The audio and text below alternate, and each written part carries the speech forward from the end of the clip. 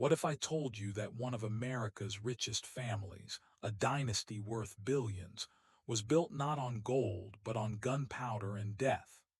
Imagine stepping back into the late 1700s, the air thick with smoke, cannons shaking the earth, and in the middle of this chaos, one French family fleeing revolution, desperate to rebuild their fortune in a new world. That family was the DuPonts, and their story would become one of the most chilling tales of wealth, madness, and murder in American history. Eleuthère du Pont, the family's founding patriarch, escaped the guillotine of revolutionary France and landed in Delaware with a vision to dominate America's hunger for gunpowder. He built his mills on the banks of the Brandywine River, where the sound of grinding stone and the stench of sulfur became the heartbeat of an empire. But behind every fortune lies a crime, or in this case, a curse. The DuPont mills were infamous for explosions that ripped through workers' bodies, leaving limbs scattered in the mud.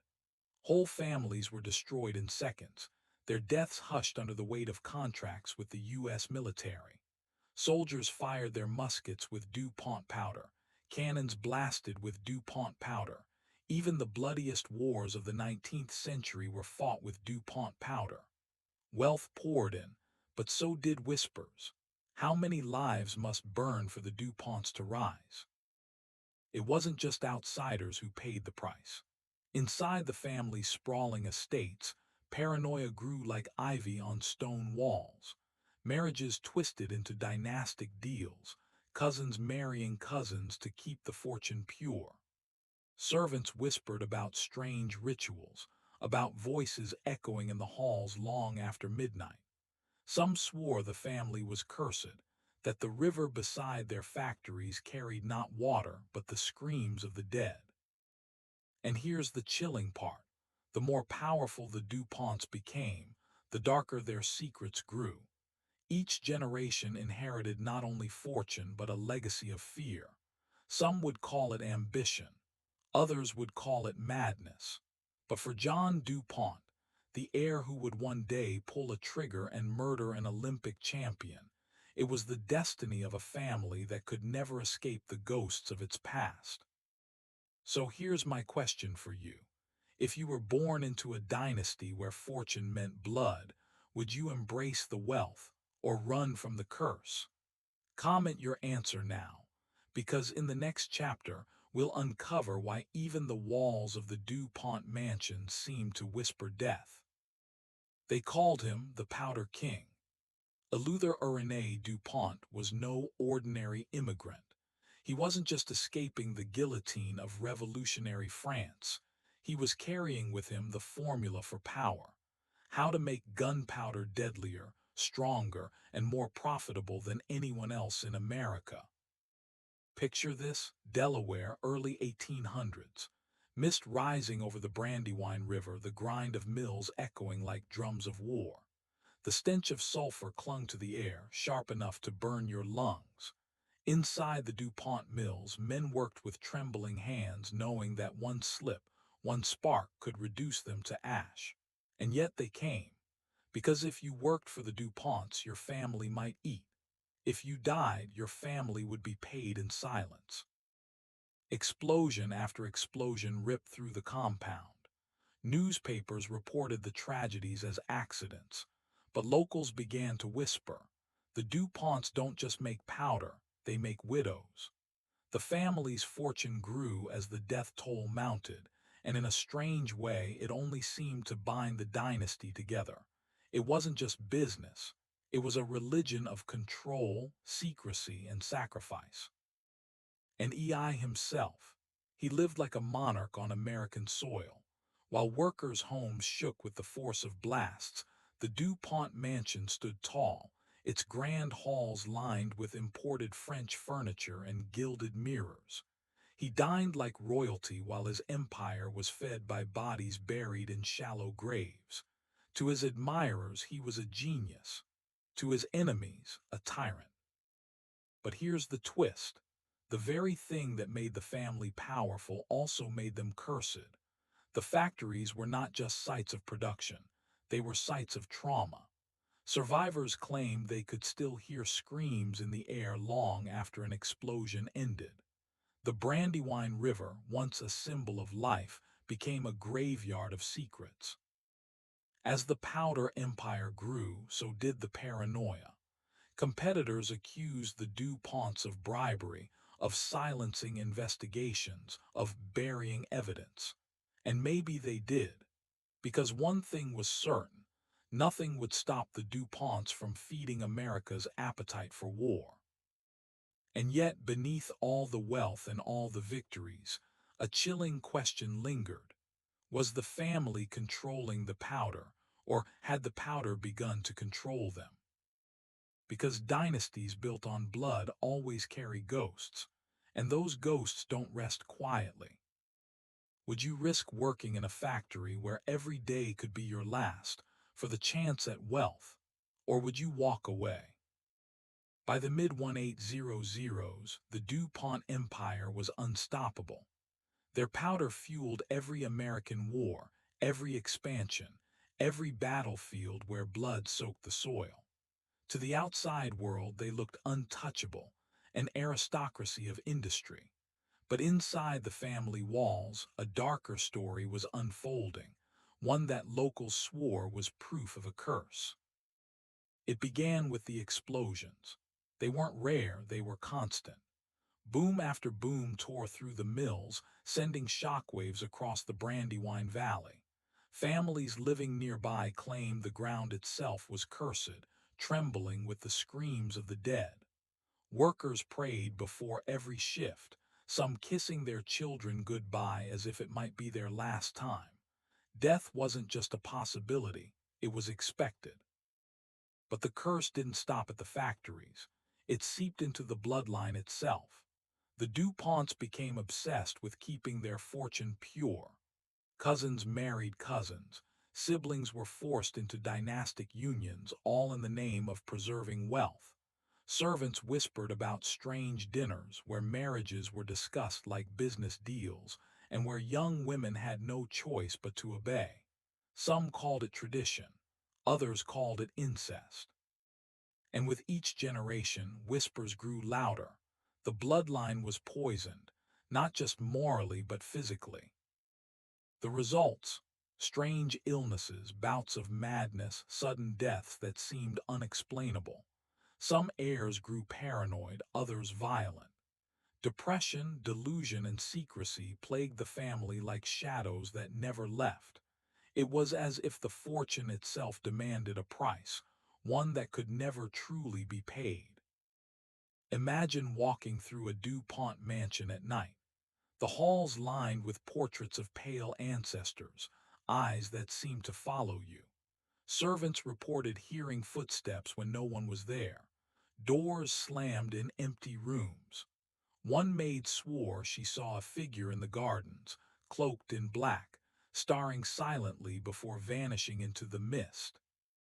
And then there was the chilling rumor that those who tried to leave the family's grip, those who resisted the marriages or questioned the fortune, were punished. Not by law, but by silence, by erasure, by the family itself. The locals called it a curse. The DuPonts called it tradition. But history would remember it as something else entirely: a legacy of paranoia, a dynasty haunted by its own blood. And the most terrifying part: the curse was only getting stronger, because within that poisoned bloodline was a boy who would grow into the most dangerous DuPont of them all, John DuPont. Do you believe in family curses? Or are dynasties like this destroyed by their own choices? By the late 19th century, the DuPonts weren't just wealthy, they were royalty in everything but name. Their estates stretched across Delaware and Pennsylvania, massive stone mansions surrounded by gardens that seemed too perfect to be real. To outsiders, they were symbols of elegance. To insiders, they were prisons of paranoia. And some swore the walls themselves could hear screams. Walk with me through Nemours, one of the most famous DuPont mansions. A French-style palace, its marble halls gleamed under chandeliers. Every room was filled with velvet chairs, portraits of ancestors, and the heavy scent of polished wood. But servants who worked the night shifts told a different story. They claimed the halls echoed with footsteps when no one was there.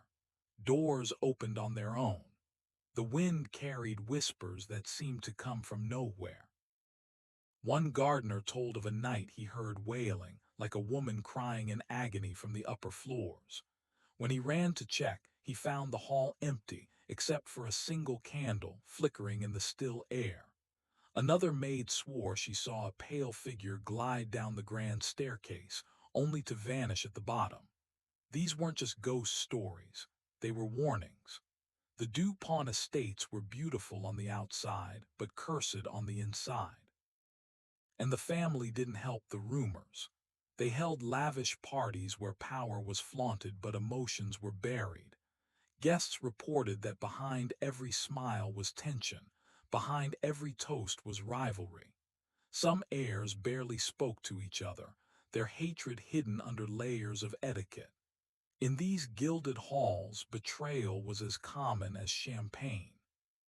Psychologists today might call it isolation breeding madness.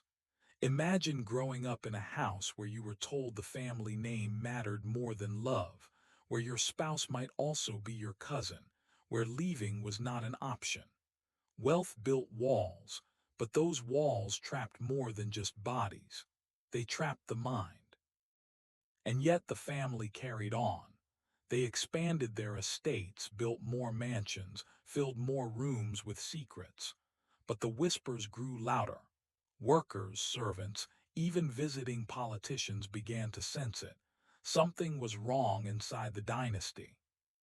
The Du Ponts thought their homes were fortresses of power. But what if they were tombs? What if the screams echoing in the night weren't ghosts at all, but the cries of a family unraveling from the inside? Would you trade your freedom for a life of riches, if it meant living in a mansion haunted by secrets? The Du Pont Empire was built on powder, explosive, unstable, and merciless. And every fortune forged in fire carries with it a graveyard of the forgotten. For the men who worked in the Du Pont mills, death was not an accident. It was a shift hazard, a constant shadow that followed them through the gates each morning. Picture it, the early dawn mist rising off the Brandywine River. Workers shuffle into the mills, boots crunching on gravel, the metallic tang of sulfur already stinging their noses. Inside, the air hangs heavy, thick with powder dust. A single spark, a careless scrape of iron, even the warmth of a hand could ignite it all. And when it did, the world ended in fire. Survivors spoke of the sound first, a deafening roar like the sky splitting open. Windows shattered miles away, horses bolted. The ground shook as if the earth itself was caving in. Then came the aftermath, the acrid smoke, the smell of charred flesh, the silence pierced only by the cries of widows rushing to the gates, praying to see a familiar face emerge from the wreckage. Most never did. Entire families of workers were wiped out in seconds. Children left orphaned, wives left begging. And yet the factories never closed for long. They were rebuilt, and the work resumed, as if human lives were nothing compared to contracts, profit, and power. Locals whispered a chilling phrase: "The Du Ponts don't bury their workers, they bury their secrets." Because here, where it gets darker, the deaths were often covered up, minimized in the newspapers, silenced by hush money. Inquests were rare. Questions went unanswered. If a widow dared to speak out, she was met not with sympathy, but with silence. Power bought silence, and silence preserved power. To the family, these tragedies were not scandals. They were the cost of doing business. And that's where the paranoia began to creep in. What kind of wealth can be built on blood without poisoning those who inherit it? What kind of empire demands loyalty from corpses? And the ghosts didn't stay buried. Locals claim to see strange shapes drifting along the river at night, men without faces, their limbs twisted as if frozen mid-explosion. Workers claim they heard screams in the mills even when no one was inside. A priest once declared the ground itself cursed, soaked with too much blood to ever grow clean again. But the DuPonts never stopped. They grew richer, more powerful, untouchable in their marble estates. Yet every time the cannons boomed in war, every time a musket fired, every time a new contract was signed, there was another whisper. How many more must die for the DuPonts to remain kings of powder? If your wealth came from death, would you keep building, or would you burn it all down? The DuPonts weren't just manufacturers of powder, they were architects of power. For them, money wasn't just wealth, it was control. And control wasn't a luxury, it was survival. Inside the family, every detail was governed by order. Who married whom, who inherited what, who was trusted and who was cast out. Even emotions were regulated. To show weakness was to risk exclusion. To disobey was to risk exile. This wasn't just a family, it was a machine, finely tuned and ruthlessly maintained. At their estates, every chair, every chandelier, every inch of manicured garden spoke the same language. We own this world. But behind the gold and grandeur lay a suffocating truth. The same control that preserved their empire also poisoned their bloodline. Children grew up in rooms where affection was rare but rules were absolute. Cousins were told who they would marry. Sons were told what they would become. Daughters were told to stay silent. And here's the chilling part. This obsession with control mirrored the very product they sold: gunpowder. Dangerous, volatile, always threatening to explode if not tightly contained. Just like the family itself. Psychologists today would call it dynastic paranoia, a fear so strong that losing control meant losing identity. Imagine waking up every day knowing your worth wasn't who you were, but how well you followed the family script. Imagine living in luxury yet feeling like a prisoner. That was life inside the DuPont dynasty. Servants reported strange rules at dinners, conversations restricted, seating arrangements dictated, laughter stifled if it was appropriate. Guests described an atmosphere so tense it felt like glass could shatter with one wrong word. This wasn't freedom, it was surveillance dressed as etiquette. And the control extended far beyond the mansions.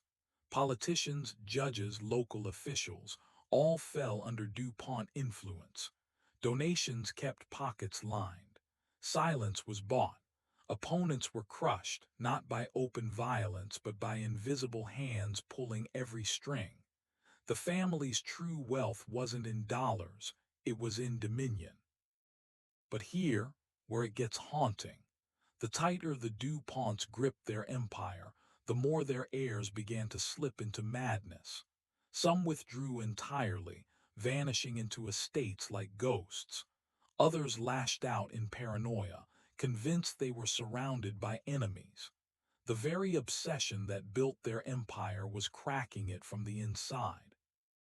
And one heir, more fragile than the rest, would take that obsession with control to its deadliest extreme. His name, John DuPont, the man who would transform paranoia into murder. Do you think control creates stability, or does it always breed madness in the end? The night of August 7th, 1882, wasn't just another feud skirmish.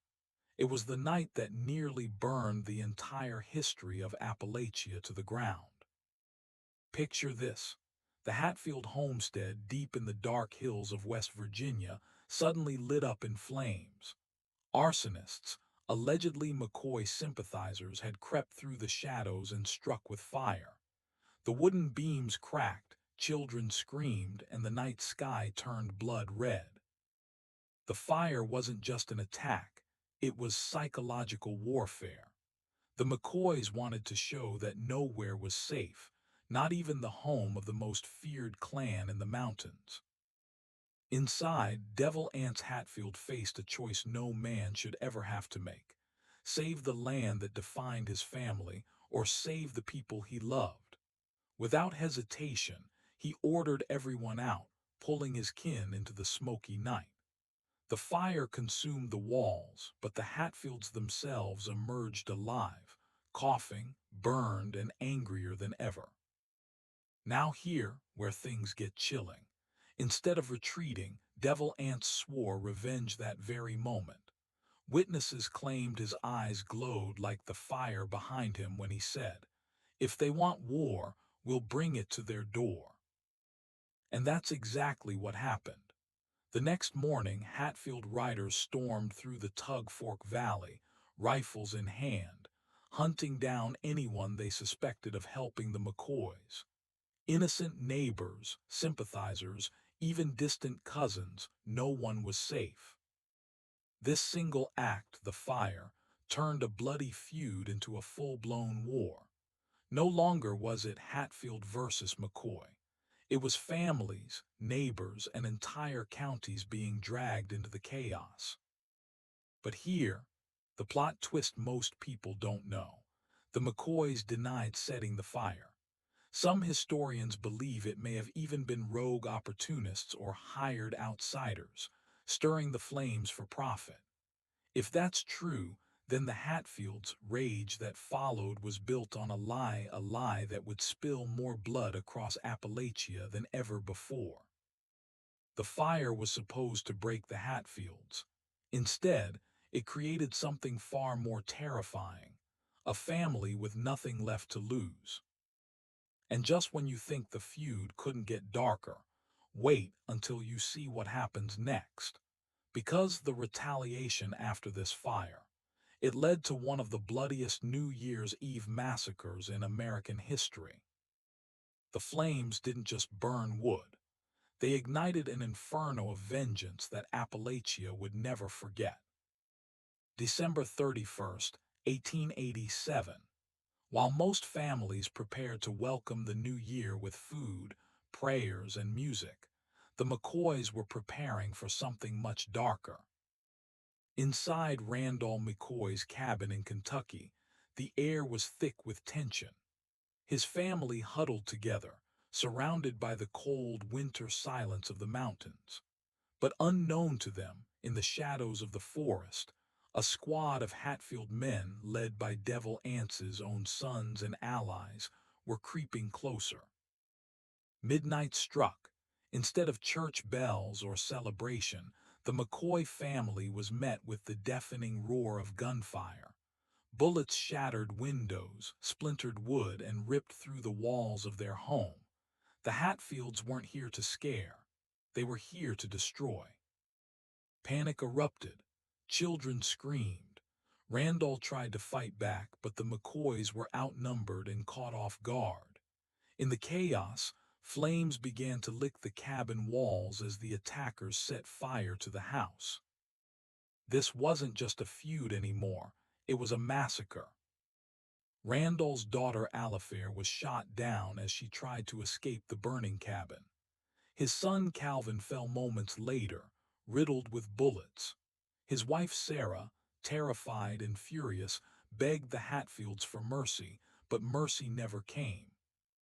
Somehow, Randall himself managed to crawl into the freezing woods, wounded but alive, carrying the weight of his family's destruction. His home smoldered behind him, lighting up the Kentucky night like a funeral pyre. And here's the twist that made this night infamous. The Hatfields didn't manage to kill all the McCoys. Survivors escaped and spread the news like wildfire. By morning, the massacre had become a rallying cry. Newspapers picked it up. Local militias were called. Suddenly, this wasn't just a feud hidden in the hollers of Appalachia. It was a national story. The New Year's Eve attack became the blood-soaked turning point of the entire feud. Instead of crushing the McCoys, the Hatfields triggered something they could never control: the wrath of the law and the eyes of the entire country. Think about it, a small, backwoods family rivalry had just turned into one of the most infamous vendettas in American history. And it was this night, this massacre, that etched the Hatfield McCoy feud into legend. The McCoys had lost their home, their children, their blood, but now they had something just as powerful: the nation's sympathy. And when the law came storming into the Tug Valley, hunting down the Hatfields like outlaws, no one, not even Devil Anse himself, would be safe. Because the New Year's Eve massacre didn't end the feud, it supercharged it. After the New Year's Eve massacre, the Tug Valley was no longer just a battleground between two families. It became a war zone under the nation's spotlight. Newspapers screamed headlines of blood and fire. The McCoys weren't just victims anymore. They were symbols of justice denied. Randall McCoy, broken but alive, demanded vengeance. His cries reached all the way to the Kentucky governor, who was furious that the Hatfields had carried out open murder across state lines. The message was clear: if the law didn't step in now, Appalachia would descend into anarchy. And so the manhunt began. Kentucky lawmen, backed by militias, stormed into the mountains with a mission: bring the Hatfields to justice, dead or alive. Picture the scene: boots crunching through snow, dogs baying in the distance, rifles cocked and ready. Every shadow in the holler could hide a Hatfield. Every whisper of wind sounded like a warning. The once quiet mountains became a theater of fear, filled with the echoes of soldiers calling out, "Surrender, or we'll burn you out." But the Hatfields weren't about to hand themselves over. Devil Anse's clan melted into the woods like ghosts, vanishing into caves and mountain trails only they knew. It was cat and mouse, except in this game, both sides carried shotguns. Mini twist: the law wasn't just after the Hatfields. Anyone who gave them shelter risked being branded a traitor. Suddenly, neighbors were spies. Old friends became informants. Loyalty became deadly. And then came the moment that shocked the nation. Cap Hatfield and Jim Vance ambushed the lawmen. Bullets tore through the forest, and for a moment it seemed like the Hatfields might actually turn the hunters into the hunted. But this only made the crackdown harsher. Kentucky militias raided Hatfield strongholds, torching homes and dragging suspects in chains. Whole families were marched down dirt roads, hands bound, faces hard with defiance. The feud had crossed a line. This was no longer just vengeance. It was war between the Hatfields, the McCoys, and the law itself. And here's the ultimate twist. While the Hatfields ran from the law, the McCoys gained the one thing they had always lacked: powerful allies. With the state behind them, their fight transformed from a private feud into a battle for justice, with the full force of the law as their weapon. The question now wasn't if the Hatfields would be caught, but who among them would hang for murder. Because the hunt was only just beginning, and the next capture would ignite the feud's deadliest chapter yet. By 1888, the mountains of Kentucky and West Virginia weren't just filled with whispers of feud, they echoed with the marching boots of lawmen. The McCoys had lost children, blood, and home, but now they had an army on their side. And the Hatfields, they were the most wanted family in America. Picture it: dawn breaks over the Tug Fork. Fog rolls off the river, cloaking the valley like a burial shroud. Suddenly, the stillness shatters. A militia of armed men rushes into the holler, rifles raised, dogs straining at their leashes. This wasn't just an arrest. It was a military-style raid. The Hatfields had fortified themselves deep in the woods. Traps lined the trails, and every man carried a weapon. Devil Anse, grizzled and unshaken, ordered his kin to hold the line. The clash that followed was like something out of a war zone, bullets cracking through the trees, smoke choking the air, and men screaming as gunfire ripped the mountains apart. But the Hatfields were outgunned, outnumbered, and outmaneuvered. Slowly, one by one, the law picked them off. Cap Hatfield barely escaped into the forest. Jim Vance, Devil Anse's ruthless uncle, wasn't so lucky. He was hunted down and killed, his body dragged as a warning. And then came the capture that changed everything.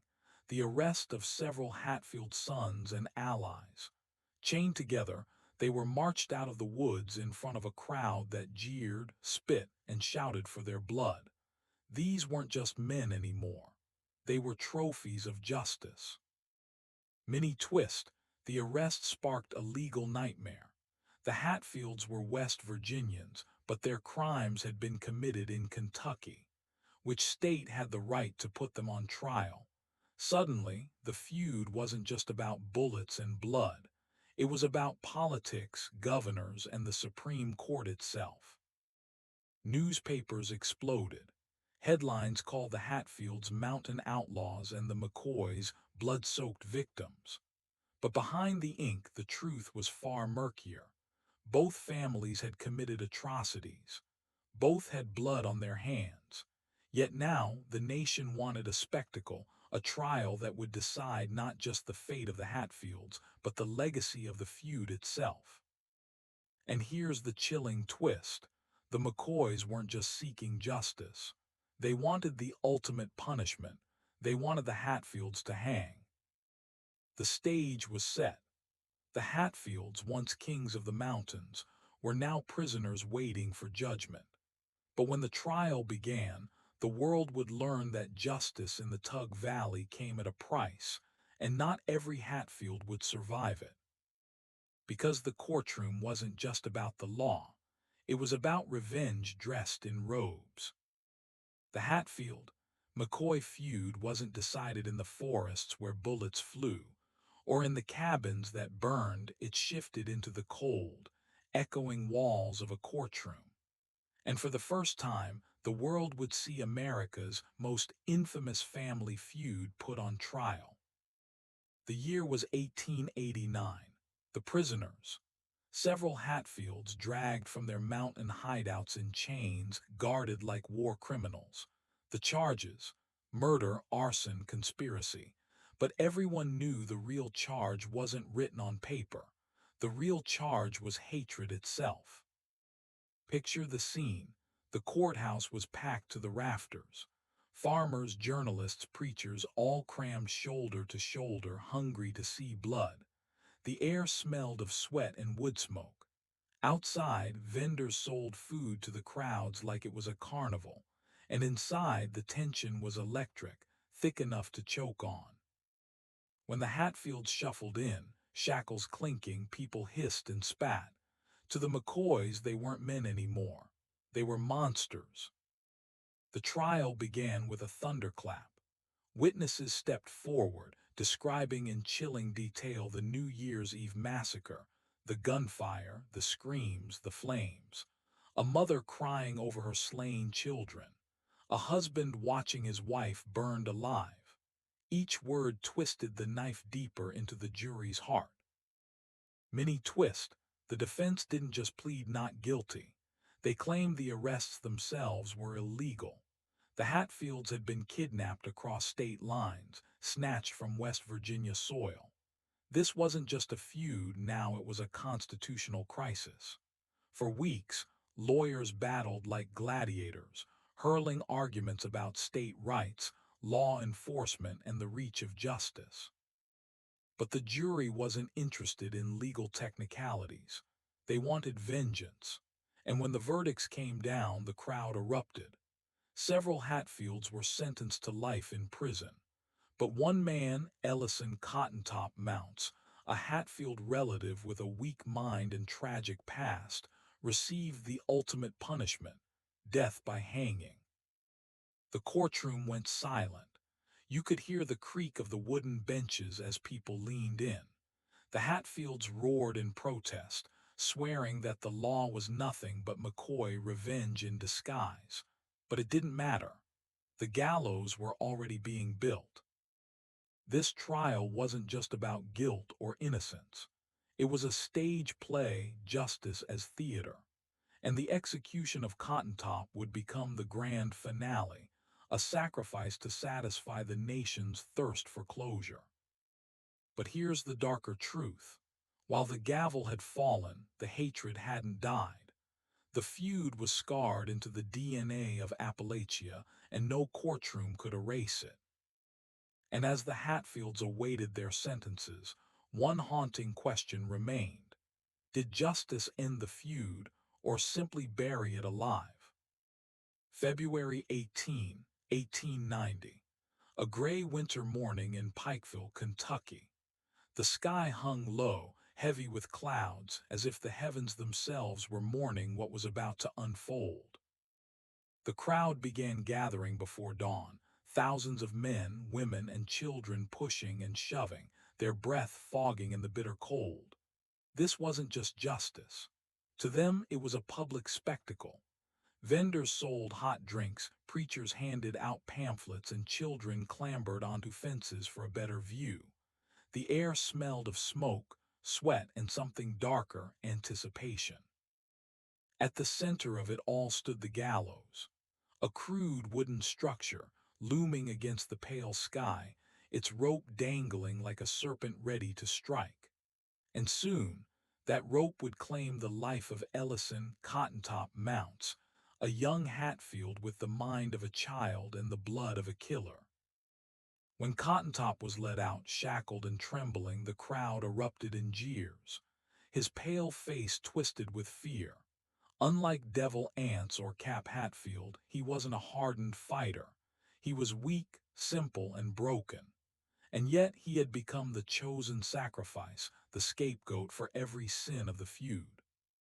Mini twist. Instead of pleading for his own life, Cottentop made a chilling confession. In a trembling voice, he admitted to firing the fatal shot during the New Year's Eve massacre. The words silenced the mob. For a moment, there was no jeering, no laughter, just the sound of the wind cutting through the holler. "Devil Anse made me do it," he whispered. His words weren't just confession. They were accusation. With one final breath, he placed the blame not on himself, but on the man who had orchestrated years of bloodshed. The noose was fitted around his neck. His lips moved in prayer. Then the trapdoor slammed. The crowd gasped as his body dropped, the rope snapping tight with a sickening crack. Children screamed. Women turned away. But many cheered, convinced they had just witnessed the end of the feud. Except it wasn't the end. Because Cottentop's death left behind a haunting question. Was this really justice or just another act of revenge? The weak were punished while the powerful walked free. Devil Anse Hatfield remained untouchable in the mountains, his empire intact, his legend growing.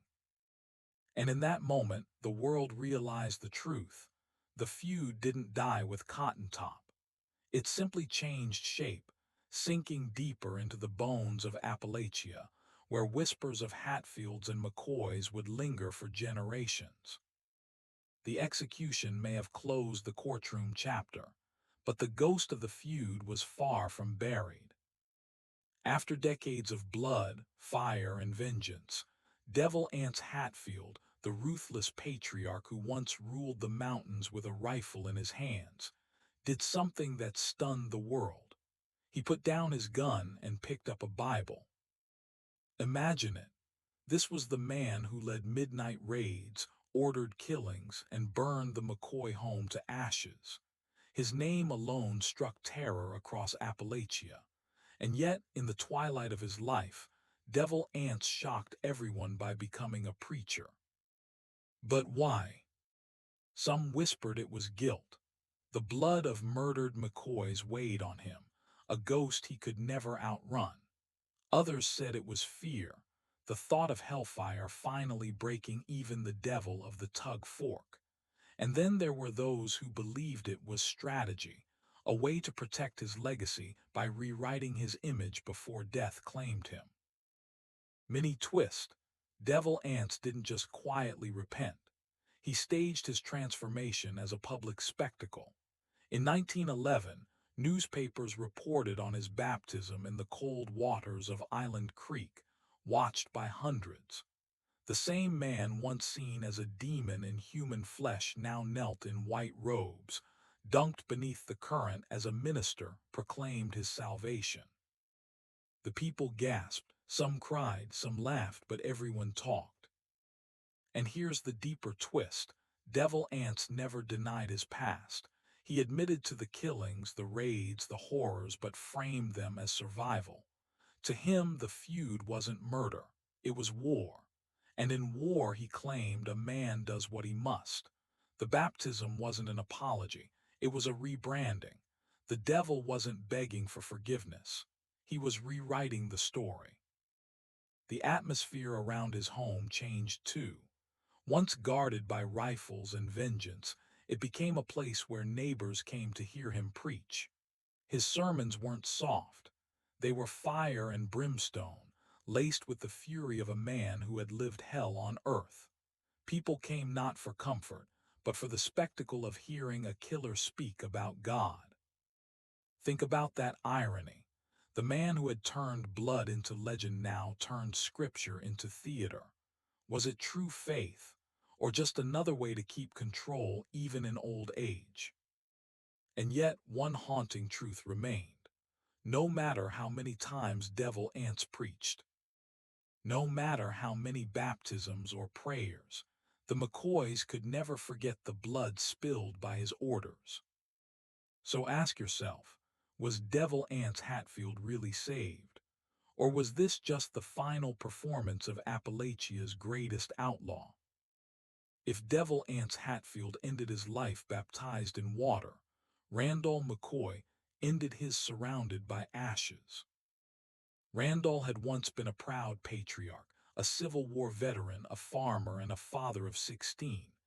But by the time the feud burned through his family, he was a hollow man, stripped of nearly everything that made life worth living. His home burned to the ground. His children shot, hanged, hunted, or broken.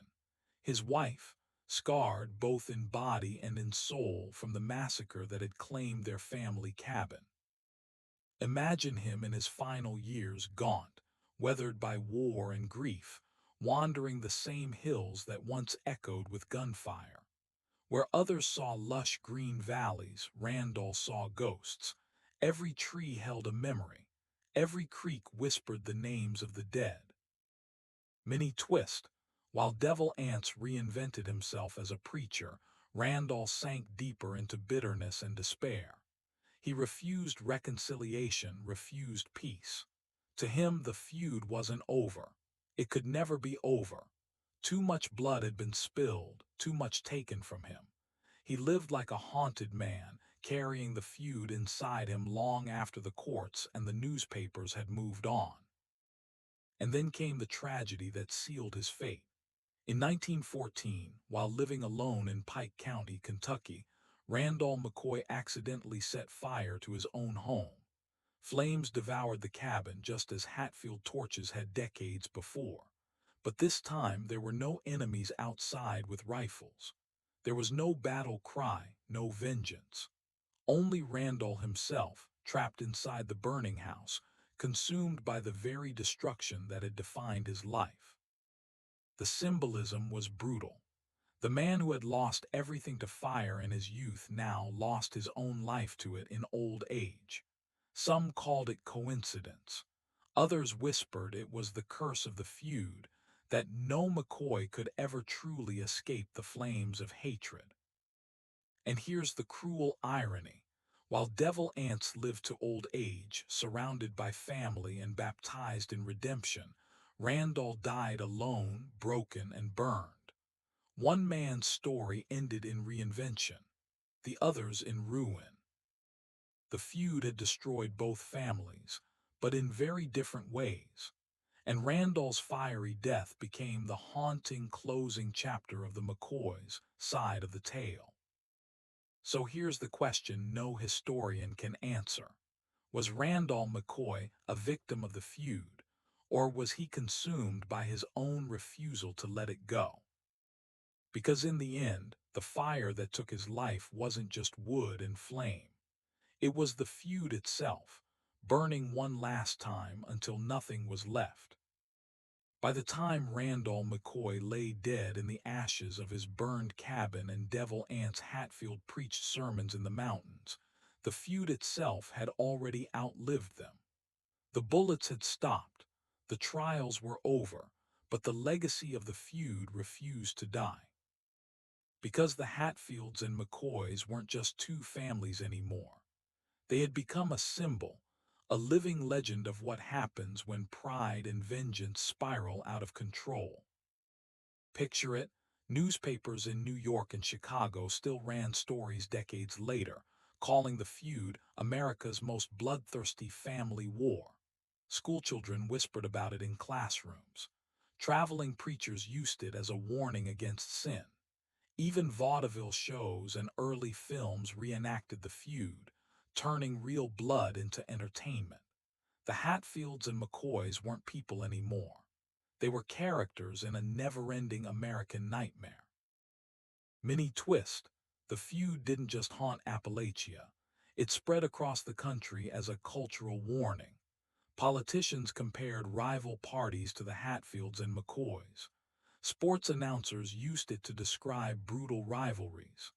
The feud became shorthand for any fight that went too far, lasted too long, and destroyed too much. But here's the darker truth. While the world laughed or sensationalized the feud, descendants of both families still carried the scars. Land disputes lingered. Hatfield and McCoy graves lay across the Tug Valley, some vandalized, some guarded, as if even in death the feud demanded loyalty. At family reunions, whispers of betrayal and hatred still bubbled beneath the surface. The psychological toll was undeniable. Generations grew up in the shadow of violence, taught to hate before they could even read. Children were raised not just by parents but by the ghosts of war. And though the feud officially ended, the trauma ran too deep to vanish. And then modern America revived it. Reality TV shows, documentaries, even comedy sketches brought the Hatfields and McCoys back into the spotlight. In 2012, the History Channel released a miniseries starring Kevin Costner and Bill Paxton, watched by millions. Once again, the world was captivated by the story of a family feud that had started over a pig and ended in fire and blood. But here's the ultimate twist. The feud isn't just history. It's a mirror. Look around today, political divisions, family rivalries, cultural wars. The Hatfields and McCoys live on, not in bullets and torches, but in the grudges people refuse to let go. The lesson, pride unchecked becomes poison. Vengeance passed down becomes a curse. And though the feud is over, its legacy still asks the same haunting question. When hatred begins, can it ever truly end? If you thought the Hatfields and McCoys were the only ones haunted by blood, think again. Because history shows us a terrifying truth. Powerful families almost always carry a curse. From the bloody fields of Appalachia to the gilded halls of American dynasties, families who rise to dominance often fall in the most brutal ways. Why? Because power attracts envy, money fuels greed, and pride sparks betrayals that never heal. Take the Kennedys, America's so-called royal family. At first, they were the picture of success, politics, wealth, charm, influence. But soon the headlines turned dark. Assassinations, plane crashes, scandals, the Kennedy curse became more than just a phrase. It was a chilling reminder that no dynasty escapes tragedy. Or look at the Rockefellers and the Astors, once kings of wealth and industry. Their fortunes built empires, but their names became tied to broken families, lawsuits, and mysterious deaths. The higher they climbed, the harder they fell. And here's the mini twist. The same patterns of destruction that tore through the Hatfields and McCoys also stalked these dynasties. Greed, betrayal, pride, revenge. Different weapons, same war. Now imagine being born into one of these families. Before you even take your first breath, the expectations, the enemies, the curses are already waiting for you. You don't inherit just money or power. You inherit the ghosts of the past. The same way Hatfield and McCoy children grew up learning to hate, Kennedy children grew up learning to fear the next headline. But here's the darker revelation. Sometimes the curse isn't supernatural at all. Sometimes the curse is simply human nature, the inability to let go of grudges, the hunger for dominance, the temptation to bend morality for control. The feud wasn't a freak accident. It was human weakness playing out in its rawest form, and that weakness is universal. The Hatfields, the McCoys, the Kennedys, the Rockefellers, the Astors, all reminders that the more power a family holds, the heavier its ghosts become.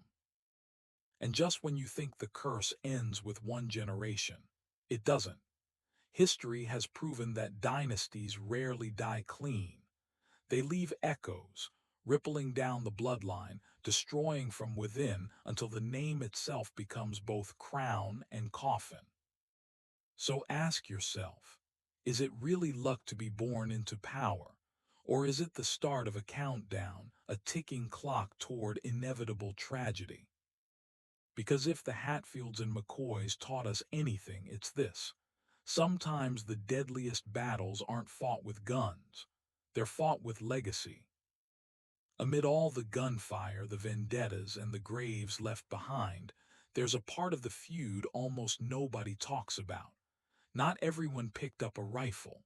Not everyone swore vengeance. Some did the unthinkable. They walked away. These were the hidden survivors, Hatfields and McCoys, who refused to be chained to the blood-soaked legacy of their families. Imagine being a young Hatfield, told your duty is to hate McCoys you've never even met, or a McCoy child, raised on stories that every Hatfield was a devil in human skin. The pressure was crushing. Loyalty meant survival. Disobedience meant exile.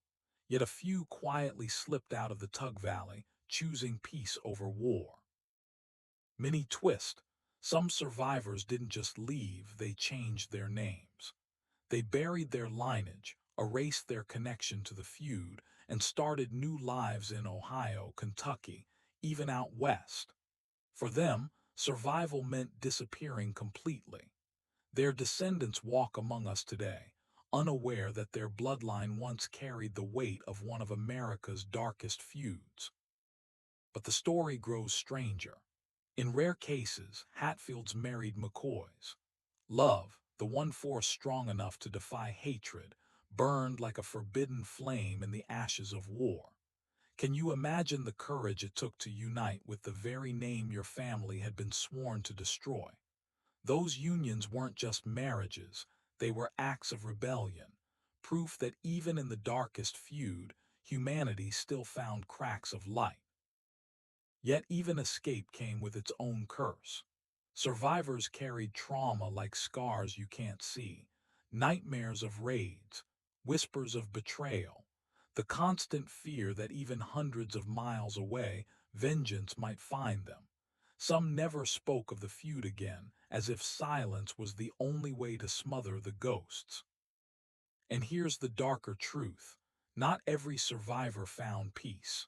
A few who fled ended up haunted by guilt, the guilt of leaving brothers behind, of not fighting when their blood demanded it. For them, survival felt like betrayal. Their lives were lived in exile, torn between freedom and shame. The ultimate irony. The hidden survivors carried the real legacy of the feud. While newspapers sensationalized the violence and turned the Hatfields and McCoys into American myth, these silent few carried the human truth. That escape is possible, but never clean. And so, while the world remembers the gunmen and the bloodshed, the quiet rebels remain in the shadows, the forgotten proof that sometimes the bravest act isn't to fight, but to leave. For decades, the Hatfield McCoy feud was whispered like a ghost story across America. The gunfire had stopped, the bodies were buried, but one question lingered like smoke after a fire. Was the feud ever truly over? Fast forward to the 20th century. Both families had grown, scattered, and evolved. No longer coal miners with rifles, some were doctors, lawyers, business owners. But the feud still haunted their names like a curse carved into their bloodline. Children in Kentucky and West Virginia grew up being asked, "Are you a Hatfield? Are you a McCoy?" The feud was no longer just a story of violence, it was a brand, and it was eating them alive. Then came an unexpected twist: reconciliation. In 1976, descendants of both families staged a historic truce. Cameras flashed, hands shook, and a symbolic peace was signed at a picnic table near the Tug Fork River, the very waters that once ran red with their kin's blood. On paper, it was the end of America's most infamous feud. But here, the chilling part, not everyone believed it. Some descendants whispered that the handshake was for the tourists, a publicity stunt for history books. Behind closed doors, grudges lingered. Old wounds were not so easily healed. Mini twist. In 2003, the feud was formally recognized in a symbolic signing by more than 60 descendants. They literally signed a proclamation of peace, cementing what history had long doubted. And yet, descendants admit, even today, the rivalry is not fully dead. You can feel it in family reunions, in hushed conversations, even in playful competitions like tug-of-war games between Hatfields and McCoys held in modern festivals. It's lighthearted now, but under the laughter, one can still hear echoes of the gunfire, the screams, the vengeance. And here's the wait, what? Reveal. Some historians argue the feud was never really about two families at all. Instead, it was fueled by politics, economic greed, and media sensationalism. The Hatfields and McCoys became pawns in a larger struggle for power in Appalachia. If that's true, then reconciliation ceremonies were never about forgiveness. They were about reclaiming control of their own story. So was the feud buried? The answer depends on how you define death. The Hatfields and McCoys no longer kill each other. They no longer burn homes or raid in the night. But the feud survives in another form, as legend, as cautionary tale, as brand. Immortalized in TV shows, movies, and even a History Channel miniseries. And maybe that's the real curse. The feud will never truly die because America will never let it. The Hatfields and McCoys may have laid down their guns, but here's the terrifying truth. The feud never left their minds. Because when violence carves itself into your bloodline, it doesn't end with a handshake. It mutates into something deeper, darker. A curse of the psyche. Psychologists call it intergenerational trauma. It's when the pain of one generation is silently passed to the next, like a ghost whispering in the DNA. A Hatfield child born in 1900 may never have seen the feud, but he carried his grandfather's rage in his blood. A McCoy granddaughter, decades later, may have never heard a shot fired, but she still flinched at the family name Hatfield. Hatred doesn't just vanish, it lingers, hiding in stories told at dinner tables, in the warnings spoken by elders, in the silence of parents who never talk about the feud. Mini twist. Trauma scientists now suggest that extreme fear and violence can actually alter the body, even the way genes express themselves. That means it's possible the feud wasn't just cultural. It may have rewired their very biology. The Hatfields and McCoys weren't just raised to hate, they may have been built to. And this curse isn't just their story. Look at modern dynasties. The Kennedys, haunted by tragedy after tragedy. The Getty family, destroyed by wealth and addiction. Even political dynasties torn apart by scandal. Power mixed with trauma doesn't die, it replicates. History becomes a loop, forcing children to pay for the sins of ancestors they never met. Here's the chilling image. Imagine a young Hatfield descendant today standing on the edge of Tug Fork where the water runs black and cold. They've never fired a gun, never spoken to a McCoy, and yet their heart beats faster. Their chest tightens. Something inside them knows. The land remembers even if the mind tries to forget. But the darkest twist, some descendants admit they don't want the feud to end, because the feud gives them identity. Without it, they are just another forgotten family in Appalachia. With it, they are legends. Heroes or villains, it doesn't matter, their name is carved into American myth, and that is a curse they don't want to bury. So ask yourself, when does a feud really end? When the guns fall silent or when the memories finally fade? And if trauma can live in the blood, can any dynasty ever truly escape its ghosts? The feud may have begun with rifles in the hollers of Appalachia, but as the decades passed, a new kind of weapon replaced bullets: money. By the early 1900s, the Hatfields and McCoys weren't just gunmen, they were businessmen. Coal, timber, railroads, and land deals became the new battleground. Where once the crack of gunfire echoed through the Tug Valley, now it was the clink of coins, the signing of contracts, and the silent power of wealth that carried the war forward. Here's the shocking twist. The Hatfields gained the upper hand. Devil Anse's descendants, instead of fatting into poverty, leveraged their land into opportunities. Some became politicians, sheriffs, even judges. Money bought respectability and immunity. The Hatfields transformed from outlaws into power brokers. The McCoys, not as lucky. Many were left scarred by raids, displacement, and poverty. The imbalance grew, and with it so did the bitterness. The feud wasn't just Hatfield versus McCoy anymore, it became rich versus poor. One side climbed into the light of influence, while the other was dragged deeper into hardship. But money didn't erase the curse, it twisted it. Instead of bullets in the dark, there were lawsuits. Instead of raids, there were foreclosures. Families fought over inheritances, over mining rights, over who truly owned the land their ancestors had bled for. And here's the what reveal. Some Hatfields even bought up former McCoy land, turning their rivals' legacy into their own fortune. Imagine walking the hills your grandfather once defended with his life, only to learn the deed now bore the Hatfield name. That's not just business, that's psychological warfare. This is the hidden truth about dynasties. When the guns fall silent, power doesn't disappear, it evolves. And wealth becomes the sharpest blade of all. Because money can do what bullets never could: rewrite history. With wealth, the victors don't just win battles, they decide what stories survive. But here's the deeper curse. Money doesn't kill trauma. Even the Hatfields who rose into power still carried the stain of the feud.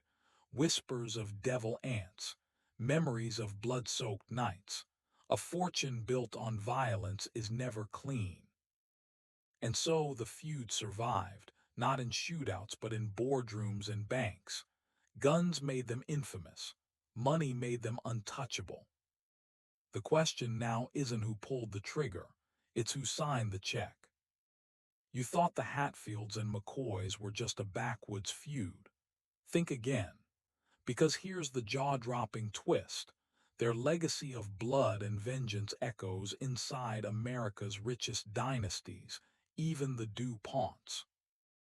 The DuPont family, billionaires born from gunpowder, chemicals, and corporate empires, lived in mansions while the Hatfields and McCoys fought in the hollers. But beneath the wealth, both families shared the same curse: power poisoned by paranoia. Mini twist. Just like the Hatfields and McCoys, the DuPonts weren't strangers to internal rivalries, family betrayals, and dark secrets. And one DuPont would shock the world in 1996 when John DuPont, heir to the fortune, murdered Olympic wrestler Dave Schultz in cold blood. Think about the chilling parallel. The Hatfields killed to protect pride. The McCoys bled for vengeance. And John DuPont, with unimaginable wealth at his fingertips, killed out of paranoia, delusion, and control. Different weapons, same poison in the bloodline. Now here, where it gets even darker. Historians and conspiracy hunters whisper that feuds like Hatfield, McCoy, and tragedies like DuPont, Schultz are not isolated. They are symptoms of a deeper curse. When dynasties grow too powerful, they implode. Some through guns, others through madness. Imagine this cinematic split screen. On one side, the smoky hills of Appalachia, Hatfields and McCoys firing rifles in the dark. On the other, the gilded halls of Foxcatcher Farm, John DuPont pecking alone in his mansion, paranoid and armed. Two families, 2 centuries apart, same ending, violence in the name of legacy. But here's the what reveal. Both the Hatfields and McCoys and the DuPonts became legends not just because of what they did, but because America wanted them to. The media turned their tragedies into entertainment, from penny papers to History Channel miniseries, from news broadcasts to Hollywood films like Foxcatcher. In other words, America doesn't just record these cursed dynasties, it feeds on them. So ask yourself, is the real curse the families themselves, or the nation that refuses to let their blood-soaked stories die? The Hatfields, the McCoys, the DuPonts. 3 names, 3 dynasties, all chained to the same cycle: power, paranoia, downfall. And if history teaches us anything, it's this: the next dynasty hasn't broken free yet. Picture this: a sprawling Pennsylvania estate, fog clinging to the trees, the silence broken only by the crunch of gravel under tires. This wasn't a castle in Europe or a gangster's hideout. This was Foxcatcher Farm, home to billionaire heir John DuPont, and the scene of one of America's most chilling crimes. John DuPont was born into unimaginable wealth: mansions, horses, art collections, private estates. But beneath the gilded surface, something darker pulsed. He grew obsessed with control, obsessed with leaving a legacy that matched his fortune. And he chose wrestling, yes, wrestling, as the sport that would carry his name into history. Mini twist: DuPont didn't just sponsor a team. He built an Olympic training facility on his estate, offering wrestlers money, resources, and housing. To athletes desperate to chase gold, Foxcatcher Farm felt like paradise. But behind the iron gates, paradise was rotting. Because John DuPont was unraveling. Paranoia seeped into his every move. He believed the CIA was after him. He thought walls had hidden tunnels. He carried guns everywhere, even in training sessions. Wrestlers whispered about his bizarre behavior. DuPont once drove a tank around his property just to prove he could. Then came the twist that would scar Olympic history. Dave Schultz, one of America's most beloved wrestlers, moved his family onto Foxcatcher. Dave was a stabilizing presence, a man everyone trusted, even when DuPont spiraled into delusion. But on January 26, 1996, everything snapped. On that winter day, DuPont pulled up to Dave's driveway. Snow crunched beneath the tires, his breath fogging the cold air. Without warning, he raised a gun and fired. Dave collapsed in front of his wife. The estate, once a training ground for champions, became a crime scene. Why, that's the haunting part nobody truly knows. Some say paranoia. Some say jealousy. Some say DuPont was consumed by demons he couldn't fight. What we do know is this.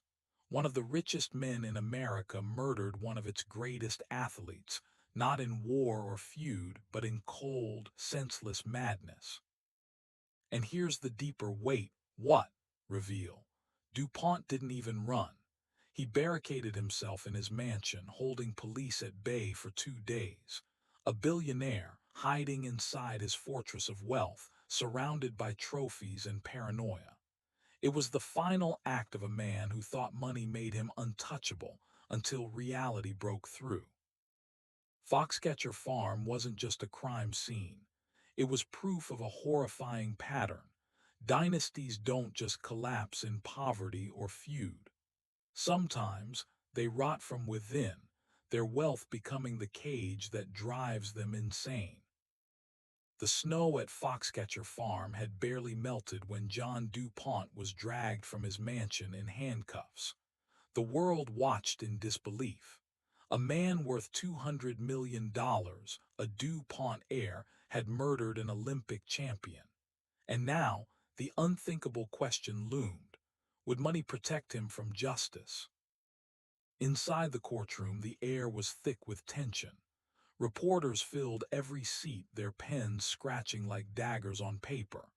On one side sat Dave Schultz's grieving family, faces etched with pain. On the other, John DuPont, pale, twitching, eyes darting like a trapped animal. He didn't look like a billionaire. He looked like a ghost. Mini twist. DuPont's lawyers didn't deny he pulled the trigger. Instead, they argued something far stranger: insanity. They claimed he was delusional, paranoid, unfit to understand his crime. And they had evidence. Stories of DuPont believing the CIA had infiltrated his walls, that Disney characters were spying on him, that he was the target of invisible forces. But prosecutors fired back with a chilling reminder: wealth doesn't erase responsibility. They painted DuPont as a man who thought money made him invincible. He wasn't insane, they said. He was dangerous. A billionaire who believed the rules didn't apply to him. The jury leaned in. America leaned in. Because this wasn't just a trial of John DuPont, it was a trial of power itself. Could a dynasty this rich, this famous, still be held accountable? Or would the curse of wealth protect him? And then came the what reveal. The verdict was a compromise. Guilty but mentally ill. John DuPont was sentenced to 13 to 30 years in prison. A billionaire destined to rot in a cell. But even here the curse whispered. In prison, DuPont lived like no other inmate. He hired private doctors. He filed bizarre legal motions. He even tried to sue his own lawyers, claiming they misrepresented him. He never admitted guilt, never apologized. To the very end, he believed he was untouchable. The trial gave America what it craved. The sight of a dynasty brought low. Yet it also gave something darker: proof that wealth bends justice, even if it doesn't break it. Because while John DuPont spent his final years behind bars, his billions still cast a shadow. His name was still carved into estates, universities, and history. Justice had been served, but the curse of power remained. The moment Judge Buford called for silence, the courthouse transformed into a battlefield of whispers. Every creak of a bench, every shuffle of boots carried the weight of vengeance. Across the aisle, Devil Anse Hatfield's eyes burned like hot coals. locking onto Randolph McCoy, who sat rigid, fists trembling with restrained fury. The jury filed in, their faces pale, drained by the gravity of history unfolding. When the foreman stood, the entire county held its breath. "We find the defendant guilty." The words cut through the air like a gunshot. The McCoys erupted in hushed cheers, their grief momentarily soothed by the taste of justice. The Hatfields, however, exploded with rage. One cousin slammed his fist against the wooden rail, another spat on the floor, cursing the system as fixed and corrupt. But the drama wasn't finished. Judge Buford, his gavel trembling in his hand, declared, "Ellison Mounts, you are sentenced to hang." Gasps rippled through the room. Outside, the news spread like wildfire. This wasn't just a conviction. It was the first real crack in the armor of the Hatfield empire. Randolph McCoy leaned forward, whispering through clenched teeth, "This is only the beginning." Devil Anse, unflinching, replied, "Then you better be ready for the end." The war had entered a new phase. It was no longer just about land, pride, or blood. It was about survival. And the noose tightening around one man's neck promised to drag two families deeper into darkness than ever before. The feud wasn't dying, it was evolving. The day of Ellison Mount's execution dawned gray and bitter, as if the heavens themselves recoiled from the spectacle. Word spread like wildfire. By noon, the gallows outside Pikeville were surrounded by thousands, men and women alike crowding the muddy ground, drawn by the irresistible lure of vengeance and death. It wasn't just an execution, it was theater, and the whole region had come to watch. Ellison, the youngest Hatfield, barely 22, was led out in chains. His steps faltered, his face pale as chalk, but his eyes darted desperately across the sea of strangers. Some shouted curses, others spit in his direction, branding him a murderer. But behind the noise there was silence in his heart, the silence of a man walking toward his final breath. The noose dangled above him, swaying in the cold wind like a serpent ready to strike.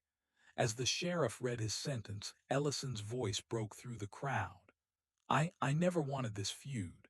I beg you, don't put this on my soul alone." His words wavered, but no mercy stirred in the crowd. The McCoys, standing at the front, showed no sympathy, eyes hollow, hearts hardened by years of slaughter. When the hood was lowered over his face, a hush fell, heavier than any storm. The rope was pulled taut. For a moment the world seemed to stop. Then the trapdoor dropped. The body jerked violently, then hung limp. Gasps, cheers, and even laughter erupted from the crowd. Some said justice had finally spoken. Others whispered it was murder disguised as law. But everyone knew one thing. Pikeville had witnessed a spectacle that would echo for generations. Randolph McCoy turned to his kin, whispering, "At last one Hatfield pays." Yet deep inside he knew this was not the end. It was gasoline on the fire. Across the river, Devil Anse Hatfield received the news with a stony silence. Then, slamming his fist into the table, he growled, "They think a rope can end this war. They've only signed their own death warrants." The feud had crossed a line it could never return from. A boy's body swinging from a rope had sealed the fate of two families. The McCoys had justice, but the Hatfields now had revenge carved into their bones. The river would run red again. The Hatfields thought Ellison's hanging had avenged their kin. The McCoys thought his death was a monstrous injustice, but neither family realized what they had unleashed. What followed wasn't justice. It was open war. Picture the banks of the Tug Fork River on a gray, rain-soaked morning. The water swelled, carrying mud, broken branches, and the whispers of the dead. A McCoy farm boy trudged through the wet ground, his boots squelching in the muck when suddenly, crack, a rifle split the air. The boy fell face first into the mud, blood rippling into the rainwater. Somewhere in the trees, a Hatfield rifleman vanished like smoke. This was no longer a feud. This was a battlefield. The McCoys retaliated the only way they knew how, by fire. On a moonless night, they crept to Hatfield homestead, torches wrapped in rags soaked with kerosene. The smell of oil burned their nostrils, the flames licking higher with each strike of the torch. Within moments, the house roared like a furnace, timbers cracking, children screaming. One of the Hatfield women wailed as smoke choked her lungs. The McCoys fled into the night, their faces lit by the orange glow, their hearts pounding not with victory, but with dread. Wait, what would drive men to torch the homes of neighbors they once broke bread with? Was this loyalty, or madness disguised as vengeance? Devil Anse Hatfield answered with calculated terror. His riders, dressed in dark coats, rode out like ghosts at dawn. Horses' hooves thundered across the muddy ridges, steam rising from their nostrils in the cold. They stormed into a McCoy settlement, rifles cocked, shouting, "For Ellison, for the Hatfields." By the time the smoke cleared, 3 McCoys lay dead, and a widow knelt in the dirt, cradling her husband's head as rain washed blood from his beard. This wasn't just violence, it was theater. Every act of brutality was meant to send a message: defy us, and you will be erased. But something new began to creep into the feud: fear from outsiders. Newspapers in Kentucky and West Virginia began printing headlines dripping with sensationalism. The bloody feud of the Appalachians. Families at war along the Tug Fork. What had started as whispers in mountain hollers was now national scandal. Outsiders watched in horror as Appalachia became America's killing ground. And here's the twist: modern parallels are everywhere. Just like billionaires today wage wars in boardrooms and politics, these families used land, coal rights, and honor as their battlefield. The only difference: instead of lawsuits, they fought with torches and rifles. By the close of 1887, over a dozen lives had been taken. The river carried more blood than fish, and still, neither side backed down. Devil Anse swore he would burn every McCoy to ash if he had to.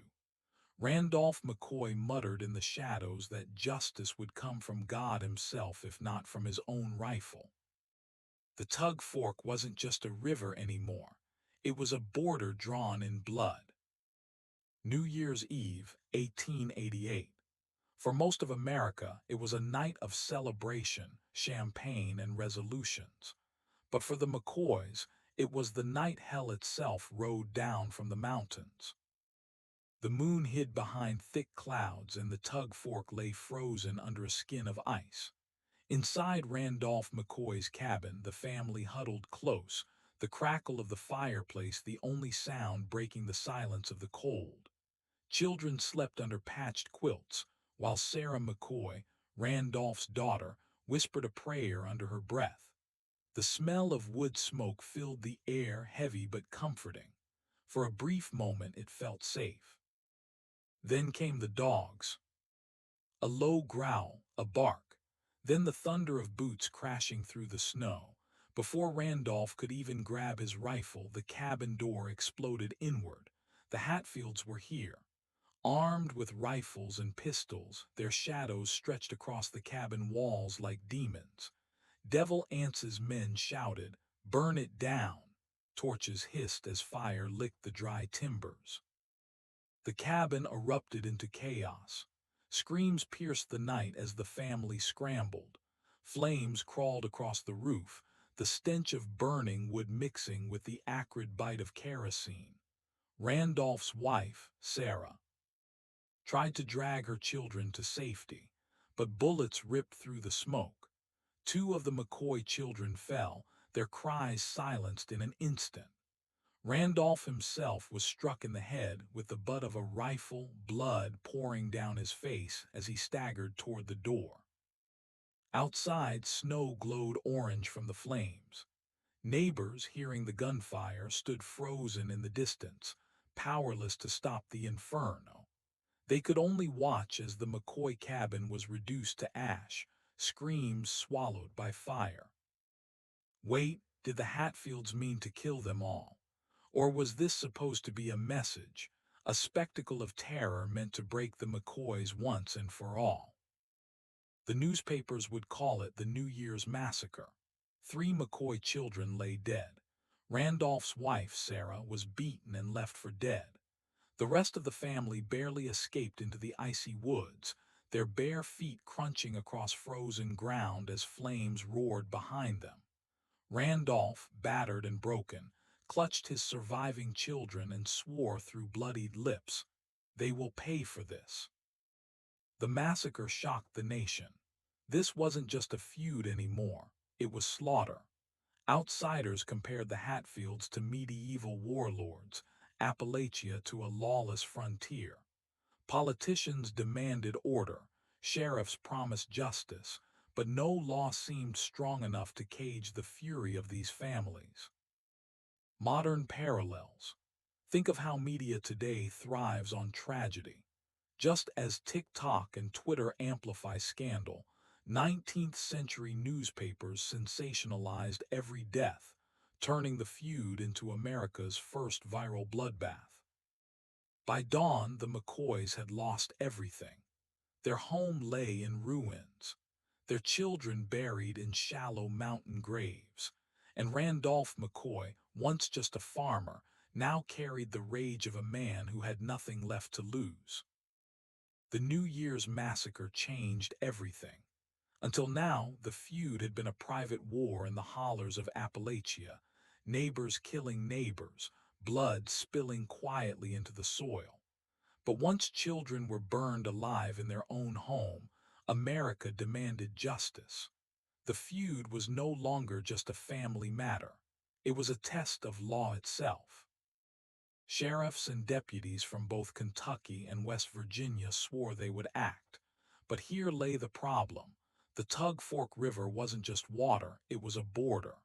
The Hatfields lived mostly in West Virginia. The McCoys lived across the river in Kentucky. Each state claimed jurisdiction. Neither wanted to be humiliated by the other. And in that gap, Devil Anse and his men moved like phantoms. Picture it, a posse of Kentucky deputies trudging through waist-deep snow, their breath turning to ice in the bitter air. They carried warrants, but warrants were nothing against the rifles of the Hatfields. When the lawmen approached the ridge where Devil Anse's men camped, gunfire exploded from the tree line. Bullets ripped through tree bark, horses screamed, and deputies fell into the snow with crimson spreading across the white. The Hatfields didn't just resist arrest, they declared war on the law. Wait, did you hear that? In the middle of the firefight, a deputy shouted, "This is no longer a feud, it's rebellion." And he was right. The Hatfields weren't just outlaws, they were challenging the very idea of state authority. Randolph McCoy, still mourning his children, saw his chance. He pushed Kentucky officials to demand action.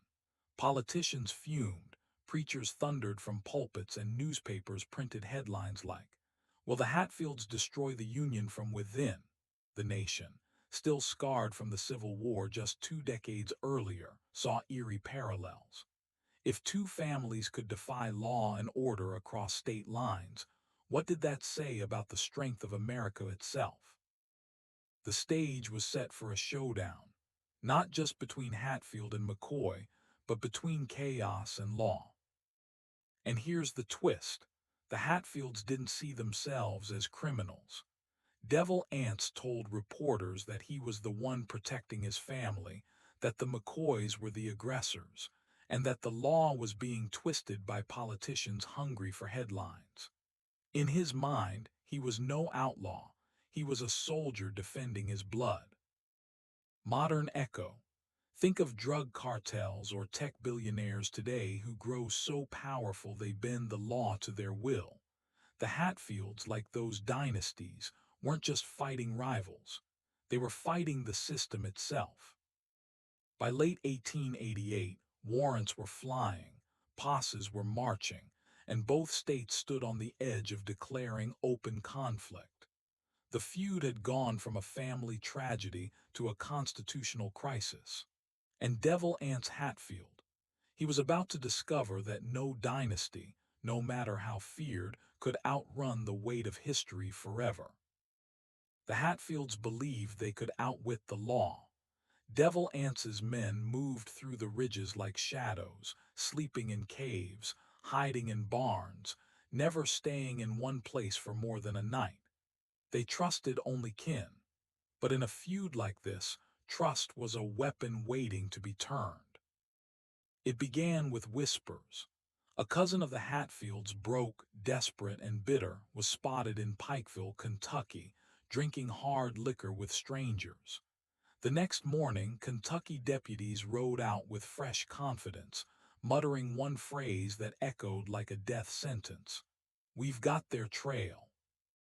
By the time word reached Devil Anse, it was too late. The betrayal was already set in motion. Picture the cold dawn in the Appalachian holler. Mist clung to the ground like a burial shroud.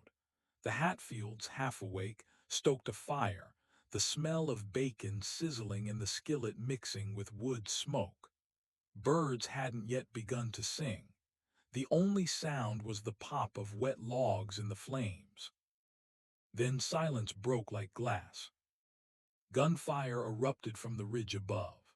The crack of repeating rifles split the morning air, echoing through the valley. Bullets tore through the camp. A Hatfield boy screamed as he collapsed, clutching his side. Another staggered backward into the fire, his clothes catching flame as he thrashed in agony. The smell of burning flesh mixed with smoke and blood. The Hatfields scrambled for cover, returning fire wildly. Horses reared and bolted, their terrified cries drowning in the chaos. Deputies advanced from the tree line, their boots pounding the frozen earth, shouting, "In the name of Kentucky law!" But there was no law here, only slaughter. Wait, was this justice? Or just another massacre dressed in a deputy's badge? Devil Anse wasn't at the camp. His sons led the defense, their faces streaked with soot and fear. One by one, Hatfield men fell. When the smoke cleared, several Hatfields lay dead or dying, and the rest were shackled, beaten, and dragged through the mud like trophies. The betrayal had broken the dynasty's shield. For the first time, the Hatfields looked weak. And the press feasted. Headlines screamed, "Hatfields captured in bloody ambush." The public, once horrified at the McCoy cabin massacre, now thrilled at the image of proud outlaws humbled in chains. Devil Anse himself raged in the mountains, swearing vengeance on the kin who sold them out. But deep inside he knew the noose of the law was tightening. Modern parallel. Think of mafia bosses taken down not by rival gangs, but by their own men turning state's witness. Or Silicon Valley moguls undone by a single insider leak. Betrayal is timeless. The feud had shifted again. Now it wasn't just Hatfield against McCoy. It was Hatfield against the weight of justice, betrayal, and history itself. Pikeville, Kentucky, January 1889.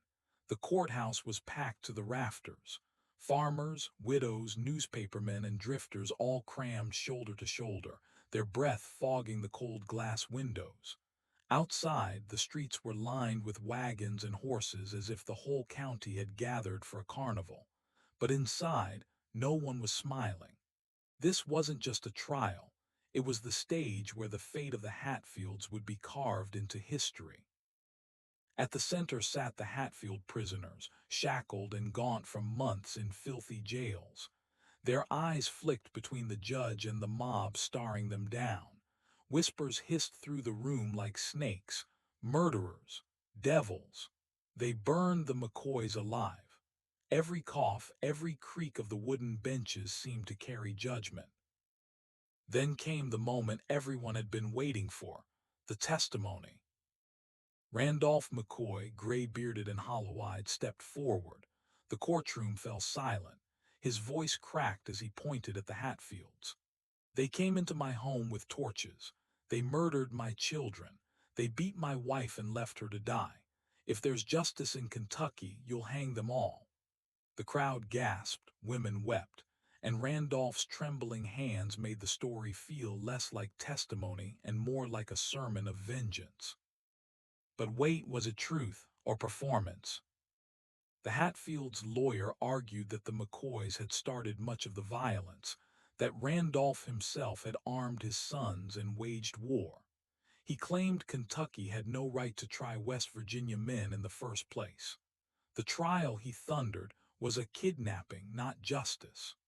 The judge's gavel slammed, the sound like a gunshot, as order barely held against the roaring crowd. In the back rows, newspapermen scribbled furiously, their ink-stained fingers racing to capture every word. Headlines were already forming. Hatfields faced the gallows. Justice for the McCoy children. The feud had gone national, and every detail, every tear, every scream was fuel for the presses. Then came the witnesses. Neighbors described the night sky lit orange with fire. The sound of children's screams carried through the hollers. One deputy described the ambush that captured the Hatfields. They resisted the law. We answered with lead. Each story stacked higher the weight of guilt. And yet, in the shadows of the courthouse, whispers of corruption swirled. Jurors rumored to have been bribed, politicians using the trial for votes, preachers demanding death sentences as if blood would wash away sin. This was less a trial than a theater of vengeance. Modern echo.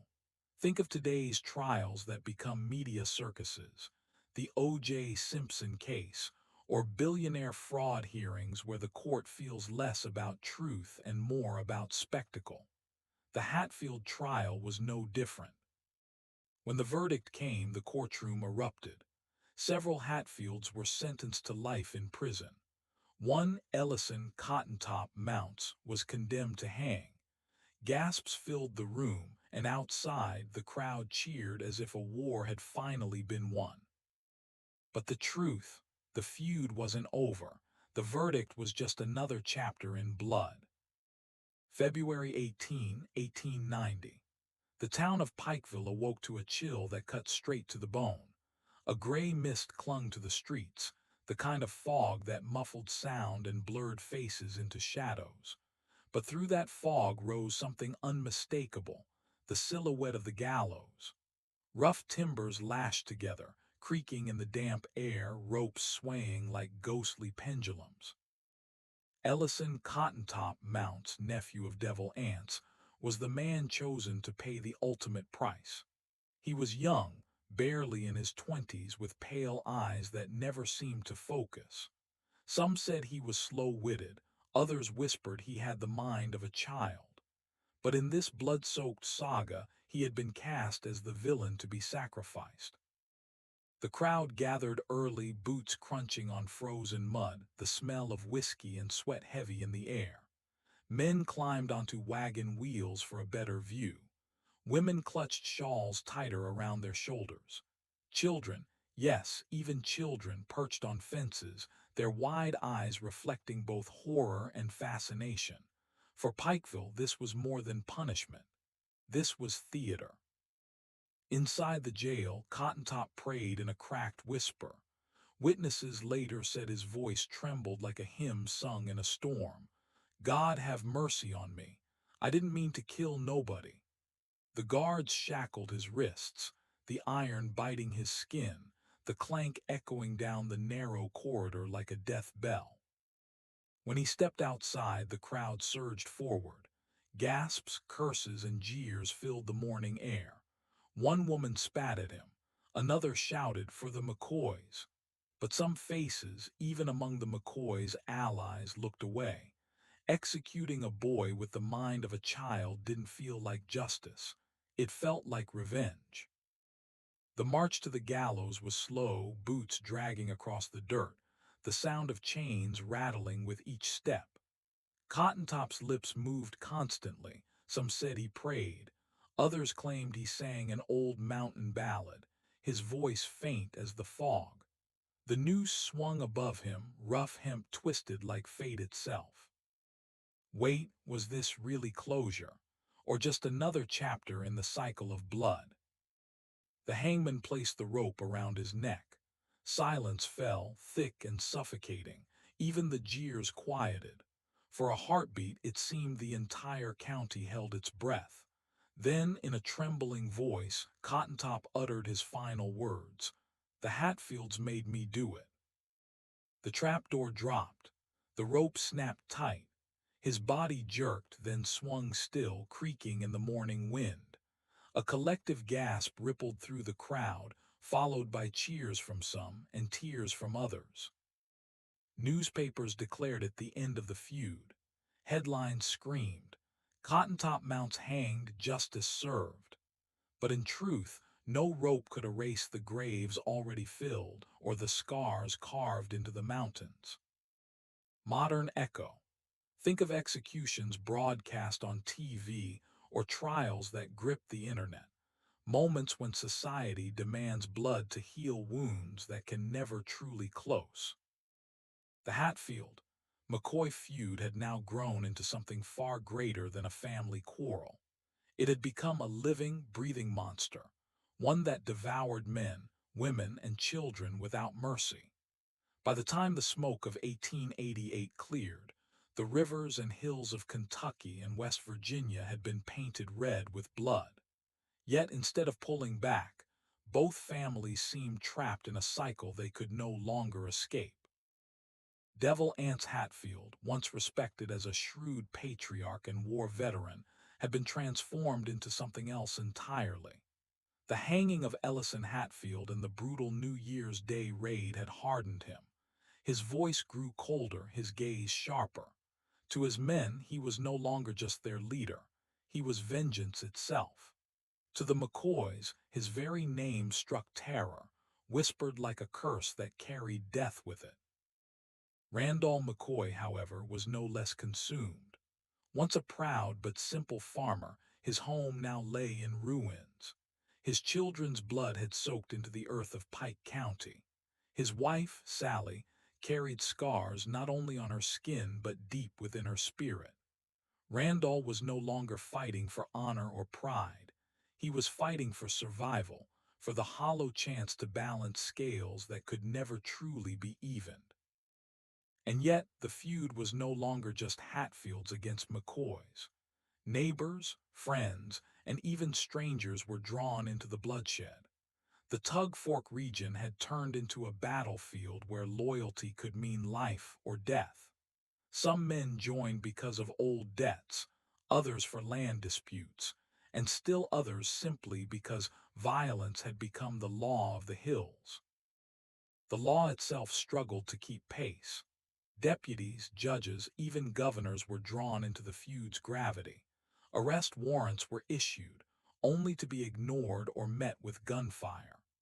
Posses marched through the mountains, hunting men who had grown up in those same woods, men who knew every ridge, hollow, and creek better than any outsider. It was justice versus wilderness, and the wilderness was winning. By now, the press had caught wind of the feud. Newspapers from as far away as New York and Chicago sent reporters into the Appalachians. They wrote stories filled with sensational headlines. Bloody war in the Mountains, HATFILDS and MCCOYS wage private war. To outsiders, the feud seemed barbaric, almost medieval. But to those who lived it, it was not a story for amusement. It was their reality. Every death sparked another. Every bullet fired demanded an answer. Children grew up in the shadow of vendetta, taught not only their ABCs but the names of those they must one day avenge. The feud had outlived its reasons: land, pigs, honor, and had become a curse, passed from father to son like a deadly inheritance. And in the heart of it all, both families refused to back down. Pride demanded blood. Vengeance demanded more. And the mountains, those ancient, unyielding sentinels, watched silently as though they knew the end was still far from sight. By 1888, the Hatfield-McCoy feud had spun so far out of control that it was no longer just a private war. It was a national scandal. The newspapers painted the Tug Fork Valley as a land of savages, where law had no meaning and families butchered each other like cattle. The shame of it weighed heavy on the governors of both Kentucky and West Virginia. They could no longer ignore the blood running through the mountains. The feud had to end or be crushed. Governor Simon Buckner of Kentucky demanded action. He pushed for the arrest of the Hatfields, calling them outlaws who had trampled justice for too long. Across the river, West Virginia's governor, E. Willis Wilson, defended his state's people, furious that Kentucky had sent armed posses into his borders. What began as a family feud now threatened to spark a political crisis between two states. The stakes had never been higher. Lawmen, bounty hunters, and hired guns flooded into the Tug Fork region. Suddenly, the hunters became the hunted. Devil Anse's men, once so confident in their ability to vanish into the forests, found themselves stalked by men just as ruthless as they were. Posse after posse rode through the hollows, rifles loaded, ready to drag the Hatfields into courtrooms or to put them in the ground. The McCoys, too, were drawn deeper into this widening net.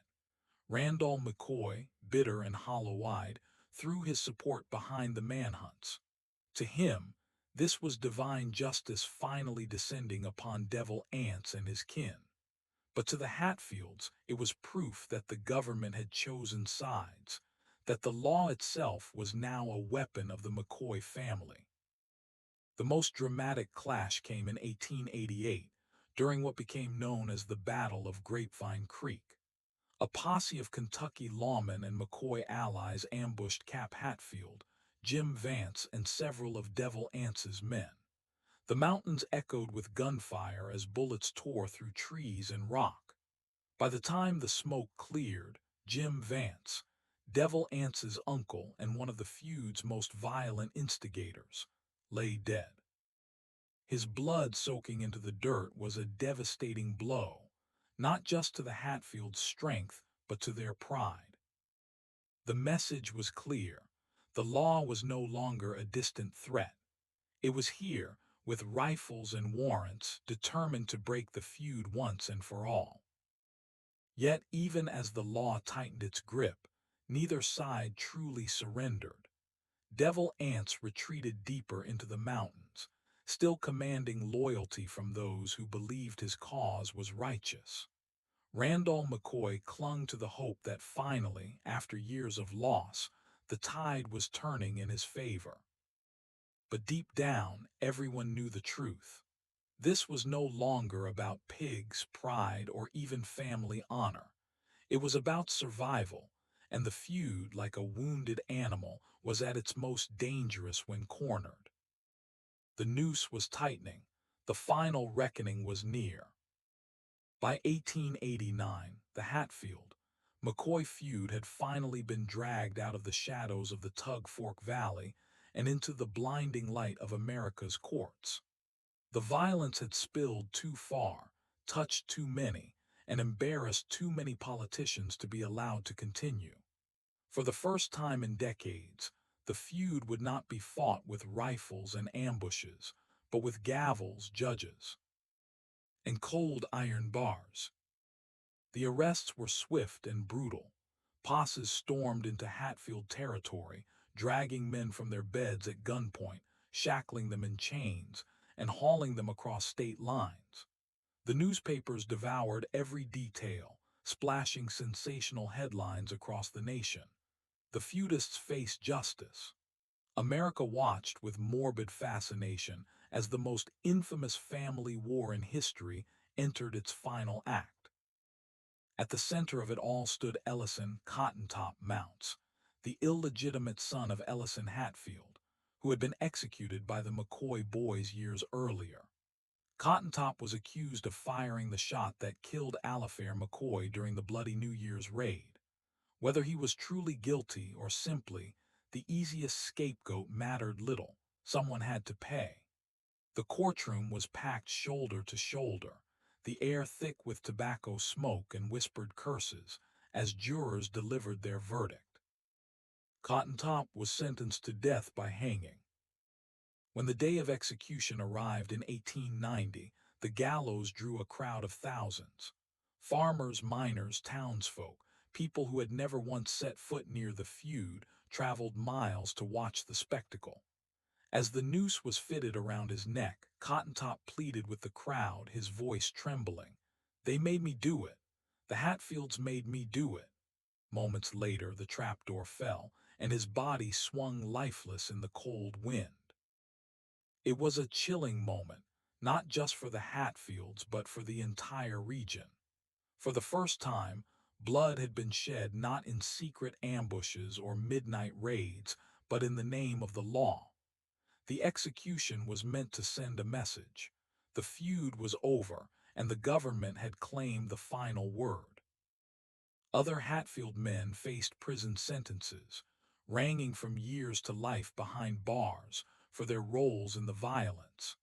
They sat stone-faced as judges condemned them, but inside, they knew their world was crumbling. The once mighty Hatfield clan, feared across Appalachia, had been broken not by bullets but by the relentless pressure of public outrage and political will. Randall McCoy, now a hollow shell of the man he once was, gained no joy from this so-called justice. His family was scattered, his children dead, his legacy one of bitterness and endless mourning. Devil Anse, watching his kin dragged off in chains, felt the same hollow emptiness. The feud had taken everything from both men, yet given nothing in return. The trials ended the open bloodshed, but they left scars deeper than any bullet wound. For both families, the verdicts were not closure. They were the beginning of a long, uneasy silence that would haunt the mountains for generations. The feud was officially over, but the mountains never truly forgot. By the 1890s, the gunfire had stopped, the manhunts had ended, and the Hatfields and McCoys retreated into a tense, uneasy silence. The Tug Fork Valley no longer rang with the crack of rifles. It pulsed instead with whispers, stares, and the heavy weight of grief. Randall McCoy lived out his final years a broken man. His cabin burned to ash, his children buried in shallow mountain graves. He wandered with the look of someone who had seen hell and returned with nothing but ashes in his hands. He found no peace in the courts, no comfort in the punishments delivered. Justice had come too late, and it had cost him everything. In his eyes, God had abandoned the McCoys long ago. On the other side of the river, Devil Anse Hatfield faced his own reckoning. Though he had avoided prison, the cost of his leadership was carved into his soul. Sons lost, kin executed, and his once feared clan forever marked as outlaws.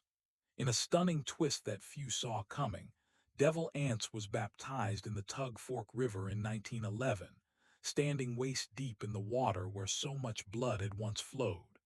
He lived the rest of his life trying to wash away sins that no river could cleanse. The feud had left the valley scarred in ways bullets could never explain. Neighbors eyed each other with suspicion. Families who had once traded goods now crossed the road to avoid speaking. Marriages between Hatfields and McCoys were unthinkable for decades, and the children of both clans grew up in the long shadow of violence they had not chosen. The strangest part, even after the killings ended, the feud became larger than life. Newspapers, pulp writers, and traveling storytellers turned it into a legend, a tale of savages in the Appalachian hills, too wild to obey the law, too stubborn to surrender pride. Outsiders devoured the story, but those who lived it were left with only graves and regrets. The silence that followed the feud was not peace, it was punishment. The land itself seemed to carry memory.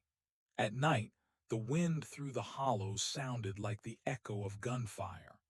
The river smelled of iron, as if it still remembered the blood poured into it. Every creak of an old cabin door, every rustle of brush in the dark, reminded survivors that the ghosts of the feud still lingered.